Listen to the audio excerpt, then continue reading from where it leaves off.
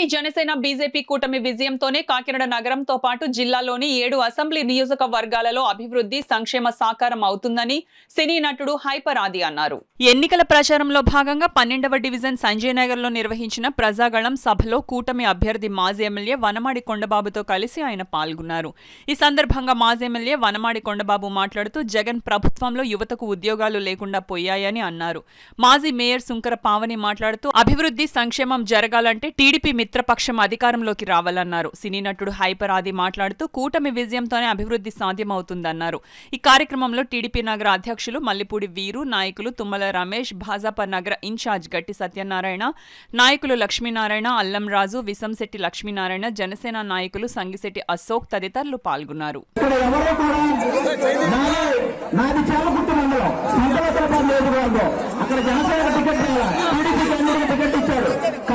పవన్ కళ్యాణ్ గారి మాటకి కట్టుబడి కూటమికి మనం నిలబడాలి కాబట్టి నేను అక్కడ టీడీపీకి ఓటేస్తున్నాను. కాబట్టి ఇక్కడ ఉన్న జన సైనికులు కూడా టీడీపీకి ఓటేసి కొండబాబు గారు అత్యధిక మెజార్టీతో అలాగే మన ఎంపీ అభ్యర్థి ఎవరు ఉదయ్ శ్రీనివాస్ గారు, మన పవన్ కళ్యాణ్ గారికి తమ్ముళ్ళు అంటూ వ్యక్తి అన్నమాట ఉదయ్ శ్రీనివాస్ గారు. ఆ వ్యక్తి ఆల్మోస్ట్ ఇప్పుడు పిఠాపురంలో పవన్ కళ్యాణ్ గారు భారీ మెజారిటీతో గెలవబోతున్నారంటే అక్కడ ముందే గ్రౌండ్ వర్క్ చేసిందంట మన ఉదయ్ శ్రీనివాస్ గారే. కాబట్టి అలాంటి వ్యక్తి టీ టైం ద్వారా ఎంతో మందిని వృద్ధి చెందేలా చేశాడు, ఎంతో మందికి జాబులు వచ్చేలా చేశాడు. అలాంటి వ్యక్తి అధికారంలోకి వస్తే మీకు ఇంకా మంచి మంచి జాబ్స్ వచ్చేలా చేస్తాడు. ఈ పిఠాపురం చుట్టుపక్కల అలాగే కాకినాడ సిటీ కానీ మొత్తం కాకినాడ కాన్స్టిట్యూన్సీ వచ్చి అన్ని నియోజకవర్గాల్ని ధరించగల సత్తాల నాయకుడు ఉదయ్ శ్రీనివాస్ గారు. కాబట్టి ఉదయ్ శ్రీనివాస్ గారికి గాజు గ్లాస్ గుర్తు మీద ఓటేయండి, కొండబాబు గారికి సైకిల్ గుర్తు మీద ఓటేయండి. ఓకేనా? అయితే ఈ ప్రాంతం గురించి ఒకసారి గుర్తు చేసుకోవాలి మనం అందరూ కూడా. గతంలో మనం 99లో నేను ఎమ్మెల్యే అయిన తర్వాత ఈ ప్రాంతానికి వచ్చినప్పటిగా కంకర్ రోడ్లే అన్నీ కూడా, అక్కడి నుంచి కూడా డైరీ ఫార్మ్ సెంటర్ కూడా రోడ్ లేదు, సరిగ్గా రోడ్ లేదు. లారీ వాహనాలు కూడా ఇక్కడ ఉండే పరిస్థితి ఉండేది. రోడ్డు సరైన రోడ్లు లేవు.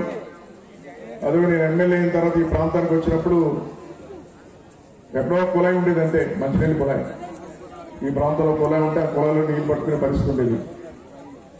అలాగే పర్లాపేట వెళ్ళినా కిందకి వెళ్ళినా ఇటు వెళ్ళినా అప్పుడు రాజగుట్టకల్ కూడా లేదు, అదంతా కూడా డంపింగ్ యార్డ్ కింద ఉండేది. అంతా కూడా ఒక ఇల్లు కూడా లేవు. ఇక్కడ రెవెన్యూ వల్ల కూడా అంత డెవలప్మెంట్ లేదు. ఈ ప్రాంతానికి వస్తే చివరి ప్రాంతం అంతే, ఇది లాస్ట్. ఇటే లారీలు తప్ప ఇంకేం తిరిగి కాదు. ఇల్లులు కూడా తక్కువ, అన్ని తాటగిళ్ళు అట్లాంటివి ఉండి. అలాంటి సమయంలో నెగ్గిన తర్వాత ఈ ప్రాంతానికి వచ్చినప్పుడు ఇక్కడ చాలా మంది రోడ్లు ఎంత కొండబాబు ముందు, అదేవిధంగా ట్రైన్ లేవు. వర్షం వస్తే నీళ్ళంతా ఇక్కడ ఉండిపోతున్నాయి, దోమలు పెరిగిపోతున్నాయి, నీళ్ళన్నీ ఇక్కడ ఉండిపోతున్నాయి, డ్రైనేజ్ లేకని చెప్పి వాళ్ళు చెప్పడం జరిగింది. మేము 5 ఏళ్లు కూడా రోడ్డు మీద ఉండి ఒకటే స్లోగన్తో బయటకు వచ్చాం, దొంగల రాజ్యం దోపిడి రాజ్యం అని చెప్పి దాన్ని మరి తరుగు కొడదామా అని చెప్పి మిమ్మల్ని అందరినీ అడుగుతా ఉన్నాను. తరుగు కొడదామా? అదేవిధంగా ఈరోజు రాష్ట్రం బాగుండాలన్నా, అదేవిధంగా మన బిడ్డల భవిష్యత్తు బాగుండాలన్నా చంద్రబాబు నాయుడు గారి నాయకత్వం చాలా అవసరం. అటువంటి నాయకుని మనం ఎంచుకున్నట్టయితే నిజంగా మన రాష్ట్రానికి రాజధానే కాదు అందరి భవిష్యత్తు కూడా బాగుంటుందని చెప్పి మీకు తెలియజేసుకుంటా ఉన్నాను. ఈరోజు సూపర్ 6 పథకాల ద్వారా మహిళలు కూడా ఆర్థికంగా ఎంతో బాగుపడే పరిస్థితి ఉంది. వీటన్నింటినీ కూడా మీరు పరిగణలోకి తీసుకుని మంచి మెజారిటీ ఇవ్వాలి కొండబాబు గారికి. అదేవిధంగా మన స్థానం నుండి కాకినాడ జిల్లాకి ఎంపీగా పోటీ చేస్తున్నటువంటి ఉదయ్ శ్రీనివాస్ కూడా మంచి మెజార్టీ ఇవ్వాలని చెప్పి మీ యొక్క 2 ఓట్లు సైకిల్కి 1 గ్లాస్కి వేయాలని చెప్పి కోరుకుంటూ సెలవు. ప్రభుత్వం ఏదైనా సైకిల్ ఇచ్చినా, పేద ప్రజలకు ఇల్లు ఇచ్చినా అవి క్యాన్సిల్ చేయడం, అవి క్యాన్సిల్ చేసి మళ్ళీ తిరిగి పేరు మార్చడం అనేది ఎప్పుడూ జరగలేదు. అది ఇక్కడే జరుగుతున్నది, ఇలా హయాంలోనే జరుగుతున్నది. ఇంకొక చిన్న విషయం, లారీ ఓనర్స్ గురించి ఒక చిన్న మాట చెప్పాలా. నాకు లారీ ఓనర్స్ అసోసియేషన్ లో ఎంటర్ అవడం కానీ, నేను రాజకీయంలో చాలా కాలం నుంచి ఉన్నాను.